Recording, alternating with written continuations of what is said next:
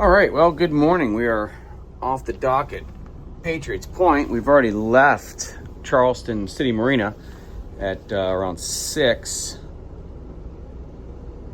And I've already got a problem with the Seakeeper. Perfect. That's good news. Okay.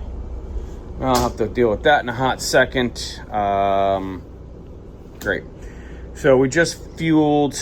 We thought we were like a little over half tanks. Apparently, I only put 175 gallons in. I mean, even working on sight gauges, something got messed up. Who knows? We were up till 11 o'clock last night putting in exhaust elbows and manifolds from D'Angelo.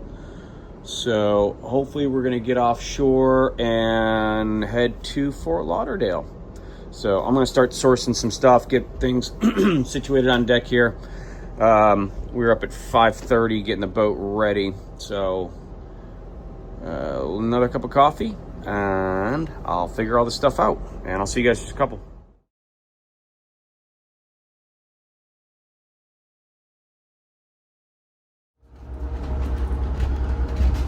All right, so just finished up the 10 o'clock log, heading to Fort Lauderdale. We've got 1 foot, what the hell is these?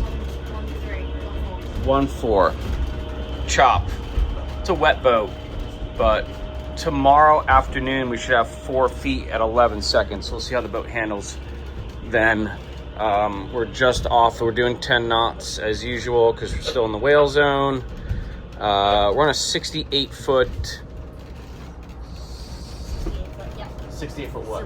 Serena, that's it. Serena, heading down to Fort Lauderdale. We're just gonna do an overnight. We've got our mark down to the end of the whale zone. Hoping to see a whale this time. We saw a whale about here just last week. So maybe we'll see the same one or a different one. We should be arriving there at 3:17 in the morning, and then we're gonna start to pick up because we're gonna try and make Fort Lauderdale for 6 o'clock tomorrow evening. So, and hopefully we will beat in the weather that we've got. So, not bad right now. We spent all night last night fixing the exhaust manifolds. Captain's Choice brought the part in for us around 8:30, 9 o'clock, and we were done by 11. So that's been sorted and installed. I just did an engine check. Nothing's leaking, so we're good on that. We thought we had full fuel this morning before we left, and I went down to check the tanks, and the sight gauges were just above half. Went over to Patriots Point and took on some fuel. We only took on 175 gallons out of the 2,800 liters aside, or 2,400 liters, and then we had to convert it. But yeah, we didn't take on as much as we were supposed to or thought we were going to, because both sight gauges like burped and then all of a sudden went up to the top. So not quite sure what happened there, but I'd rather be safe than sorry. We lost about an hour or so of that, but it seems like we're back on schedule. So all is good, and yeah, we're gonna keep on going.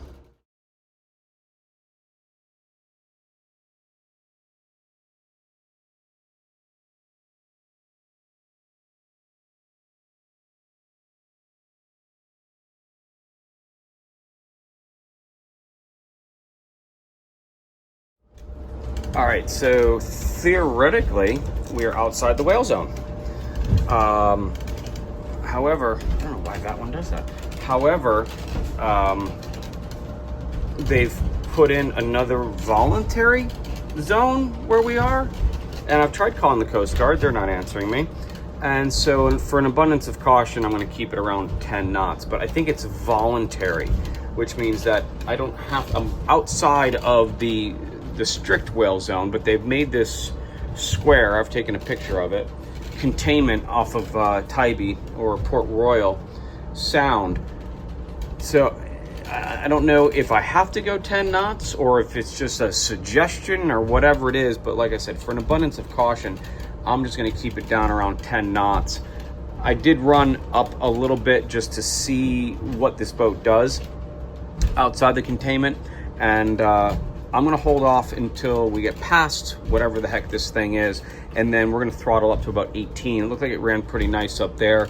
Get ahead of ourselves a little bit and get some more time under our belt here before the sun goes down. And then we're gonna back off again until the sun comes up, and then hopefully get to Fort Lauderdale early. Well, we'll see. So that's where we stand right now. We are in ocean mode for Starlink, so we're definitely that far offshore, so that's good. Seas are still really pretty good, not too bad. Like 1-2 foot chop. Pretty good all the way around, not bad. So liking that. Still a little bit of a wet boat, but all in all pretty good. The windshield wipers stop right there, so when I'm looking, it misses that whole section, which is cool. And the same thing over there, misses that section. Anyway, engines look good, and I ran up just to make sure that if we run later on today and tonight, that everything that we did last night is still holding. It is. I will do an engine check later on. We've done several, but I just haven't brought down my camera. I'll show you guys what we had done up to 11 o'clock last night so we could get off the dock on time this morning. All right, see you guys in just a little.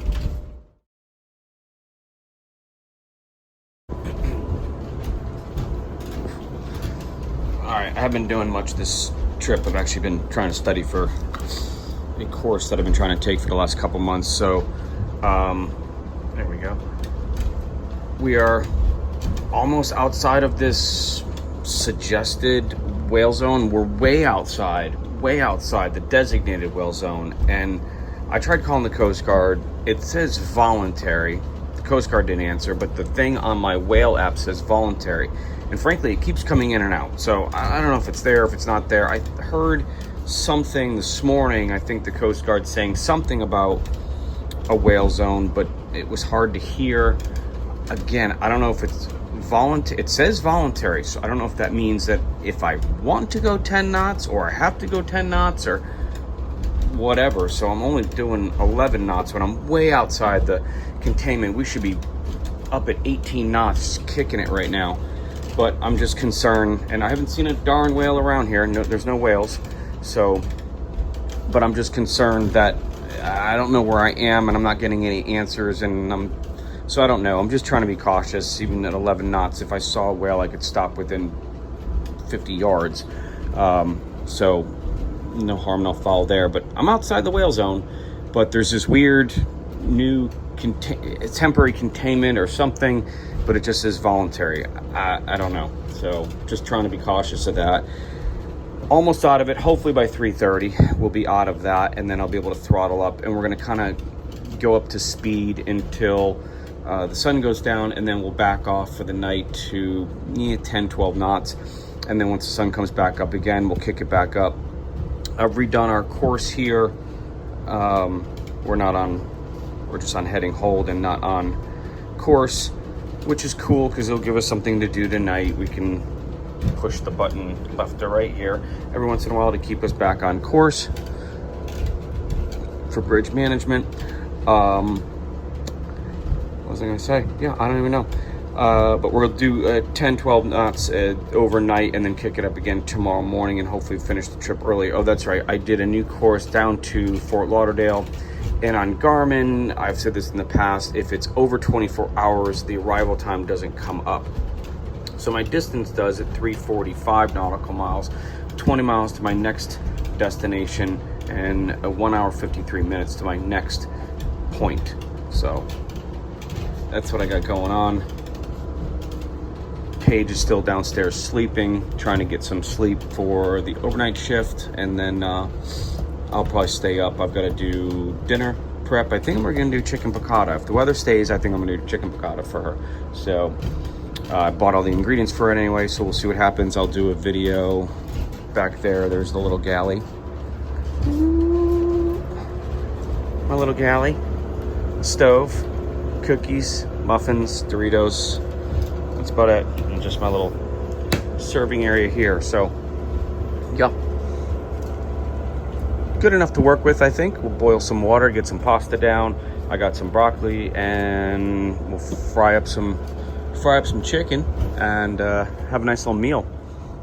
Till then, I'm gonna wait to get out of this whale zone thingy, the voluntary one.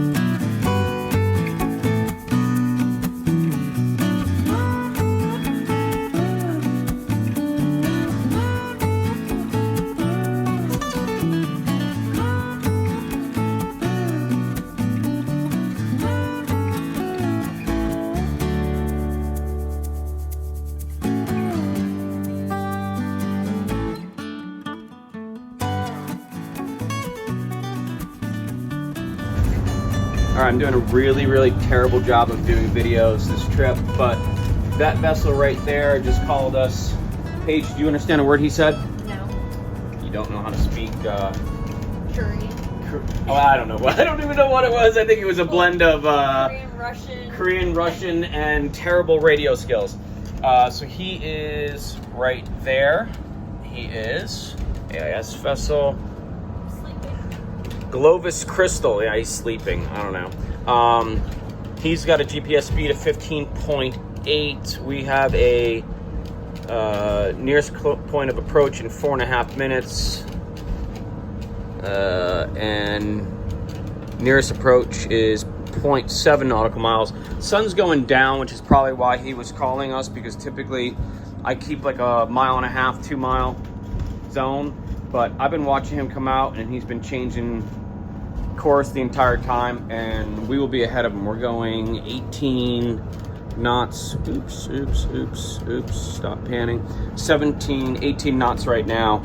So we're gonna back off to 12 so we can keep some good progress going, but we've just got to get ahead of him here. We don't want to slow down here because otherwise he will hit us or we'll hit him. One of the two. I don't know. I guess he'll hit us, right? He'll hit us. Because we're broadside. Yep. So, but so yeah, we're gonna just get ahead of him. I think he's gonna come out and then head out to sea. But I'll check to see where he's going. Did you see where he was going next? No. But he asked so politely. All right. What's that? He asked so politely. Stay ahead of us, please. Yes, something like that. We couldn't understand really what he's saying, but I got the gist of it. Let me see where he's going. Oh boy. Okay. Well, as usual, night watch. So we have a bilge pump going off constantly. I don't know why. We've already checked the boat. We're not all that worried about it. I got all my blue tape everywhere. And then once we dimmed everything, we realized that we have two lights, deck lights on the bow, which are just gleaming at us. And I can't see a thing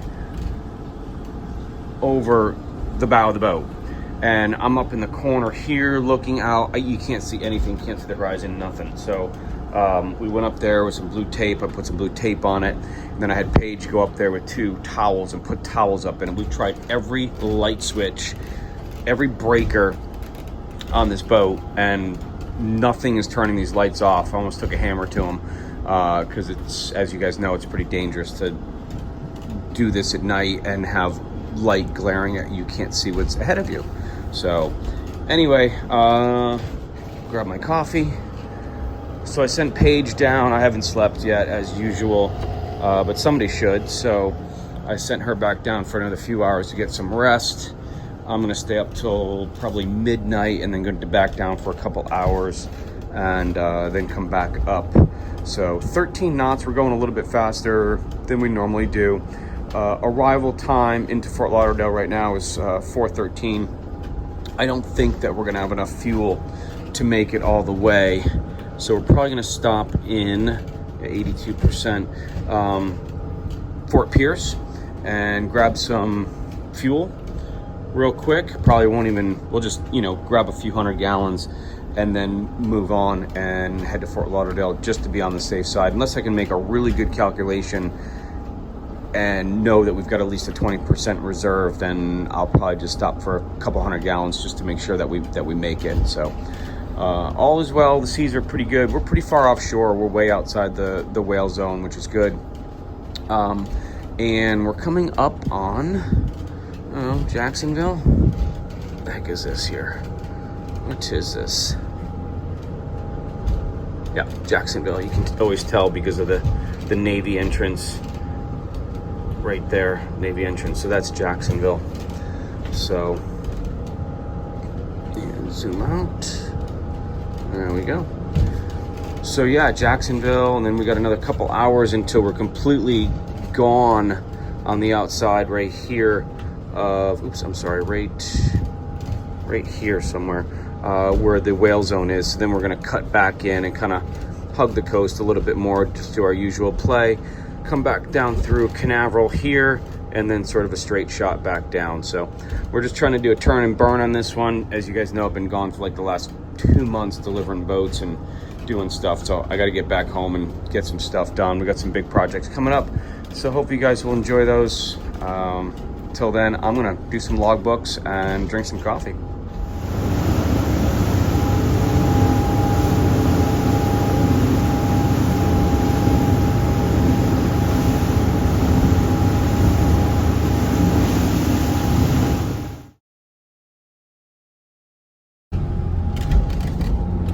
Hard to see, but it's beautiful watching the sun come up. The moon come up.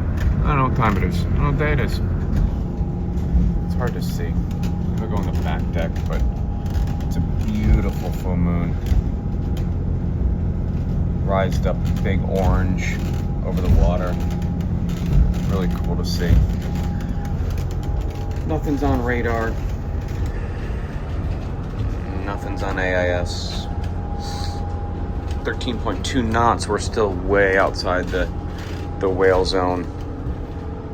Again, I'm not really quite sure how we ended up there, but we did. I just was really just trying to take a straight shot, and I looked and we were like, oh, about a quarter of a mile off from the whale zone. So we just kind of kept on going, and we just kind of kicked it up a little bit. And then we had that voluntary whale zone. I don't know. I did 11 knots through there. It was voluntary. I figured 10, 11 knots, I could still stop. So, but now we can go fast. I don't know what's going on the radio. And I'm on till about midnight. Gonna take a couple hours off and then get back up again. So ETA is still 4:21. And like I said, that will change once the sun comes back up again and we'll start running again. But we've got to do a fuel stop.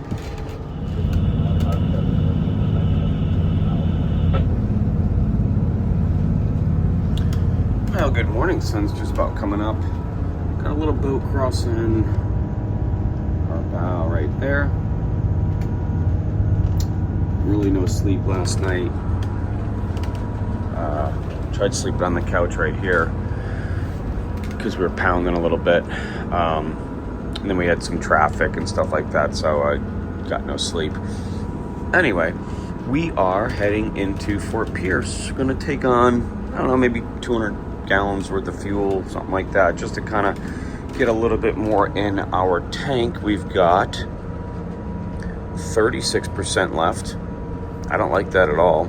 That's certainly not going to get us to Fort Lauderdale because we have another 6.5 hours to Fort Lauderdale. But we have an 8:30 arrival at Fort Pierce, and they start fueling at 6 a.m. Had I known that, I probably would have gone a little bit faster.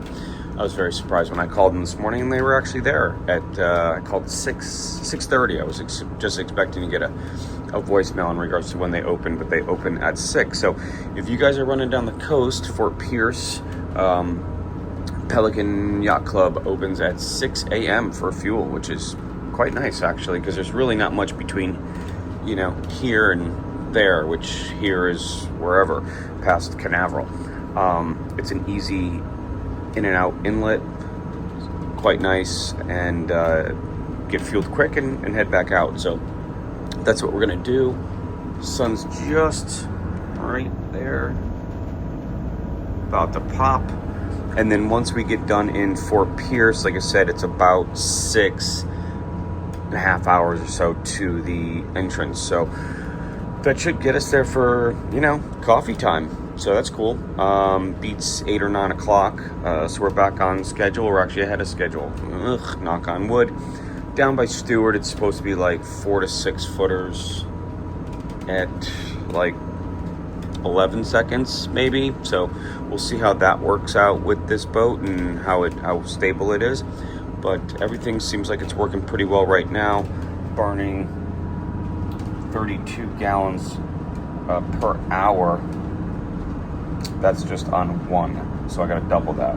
So that's a 67, 68 gallons an hour that we're doing right now at 70% load. So yeah, that's where we are right now. When Paige gets back up and we pull back in, I'll probably make some breakfast for us real quick and then head on to Fort Lauderdale. So good morning. All right, well, we got here at 8:50. It's 9 o'clock. We are fueling the boat. We're going to take on 400 gallons, and I'm going to fuel us. I've got some scrambled eggs and 2 more parfaits going on, and I got some blueberry muffins. Maybe I'll cut up a blueberry muffin just for a little ha-ha. But that's it. We're going to take on 400 gallons, and that should be enough to get us to Fort Lauderdale with that 20% reserve because we've got only 20% left in the tanks. So all good. I'm going to plate this up now, and we'll see you back out there. 9:15 off the dock. There's Fort Pierce right there. Spinning around.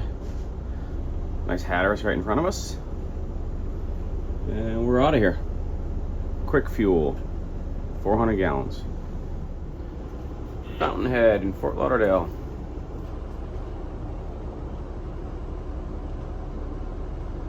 Fed ship, for sure. What's the sister ship of that? Do you know? No? I'm making Paige drive up the river. She's concentrating. You're not on video either, so don't worry about it. All right. Well, there's Paige up front grabbing all the dock lines. I don't know. Where's a good spot? Where do you guys want to be? There you go. Maybe there. I don't know.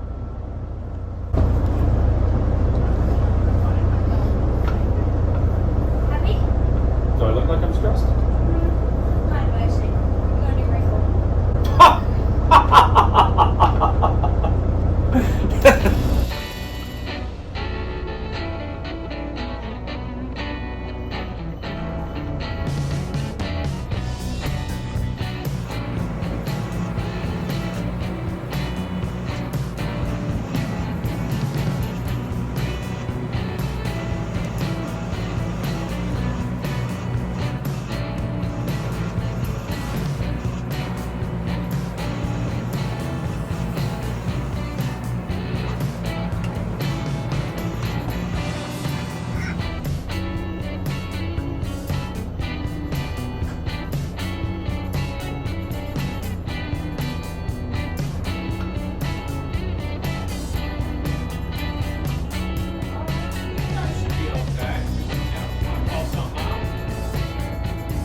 Coming in blind.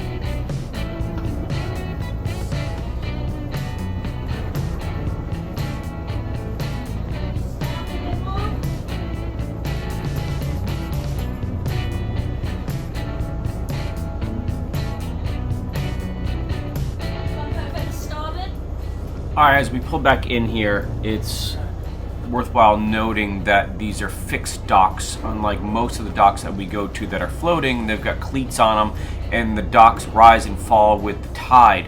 Here we don't have that. So Paige tried to set us up with some dock lines and some fenders, and I told her don't even worry about the fenders because we don't know where we're going to actually end up. And that's the problem with the fixed piers, is that you don't really know where your fenders are going to go because you don't know exactly where the boat is going to fit into the slip. So we had our fenders out just to kind of protect us a little bit. One kind of got hung up on the way in because the pilings protrude beyond the dock, and so you got to be far enough off the dock but close enough so you can hand the lines. So that's kind of what we're doing now, and just kind of sliding in nice and easy, trying to figure out where the boat's going to end up, what lines we should get out, where we should wrap the lines. And there's no cleats, so you got to wrap them around the pilings. So it's a little bit more of an arduous task to do fixed pier than it is to do floating piers with cleats on the docks themselves. So that's what's taken us a little time to kind of back the boat in here and just kind of figure out where the boat wants to sit, where a good position for it to sit, and where we're going to set up all of our lines.